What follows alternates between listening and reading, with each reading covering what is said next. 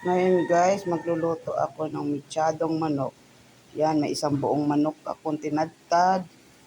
Ito ang sahog niya, pichay Tagalog. Tapos patatas, kamatis, sibuyas, bawang luya. Tapos may cubes guys.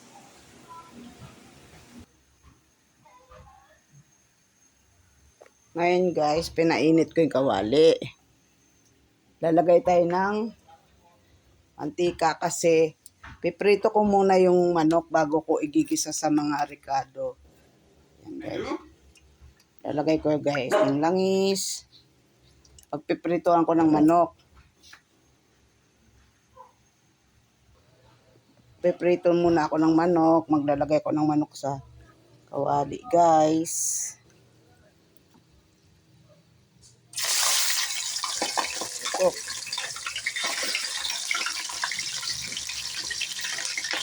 Talsik. Mantika. Ayan guys.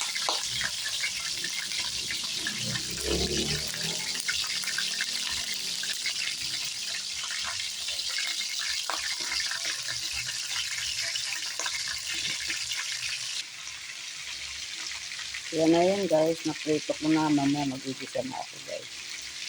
Igisa ko na.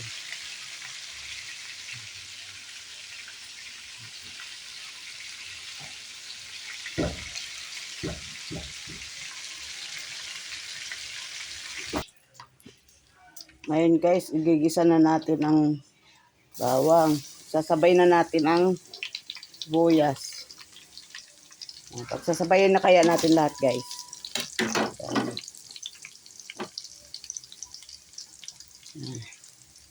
Isa natin guys ha.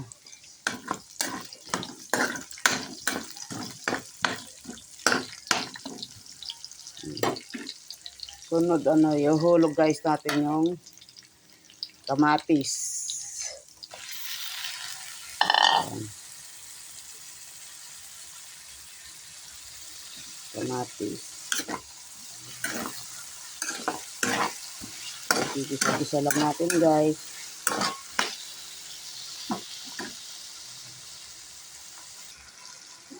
Tapos guys, naigisa ko na yung mga ricado. Ihulog ko naman yung mga manok na naprito na. Ayan. Napasama na naman ang tissue. Tapos guys, hindi ako naglalagay ng patis.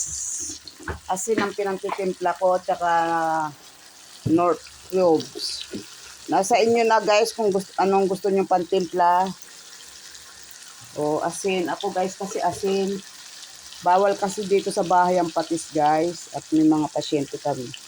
Yan guys. Yan o. Tapos lalagyan ko ng kunting tubig para siya may kunting sabaw. Ito ay mechadong manok.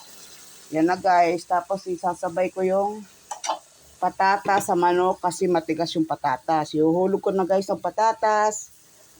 Guys, magandang gabi ho guys. Ito yung ulam naming hapunan.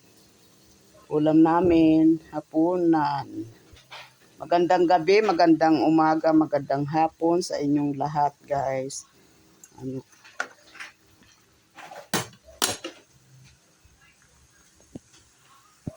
Hi guys, God bless ho sa inyong lahat. Love you.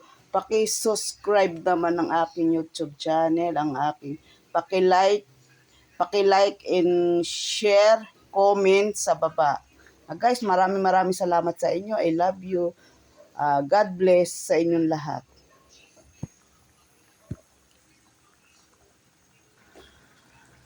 Guys, lalagay na natin yung pichay Tagalog. Yan na guys.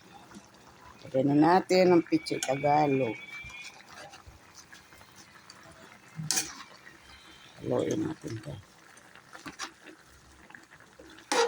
Likot ng camera kasi guys.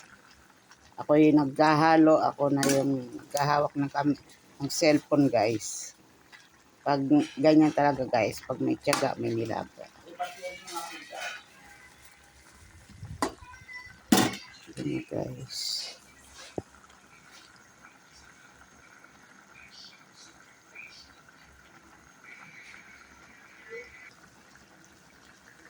na guys. Sige na guys. Gaya na guys. Ito na, luto na ang aking ulam. Ulam namin, chado. Ito na guys. God bless.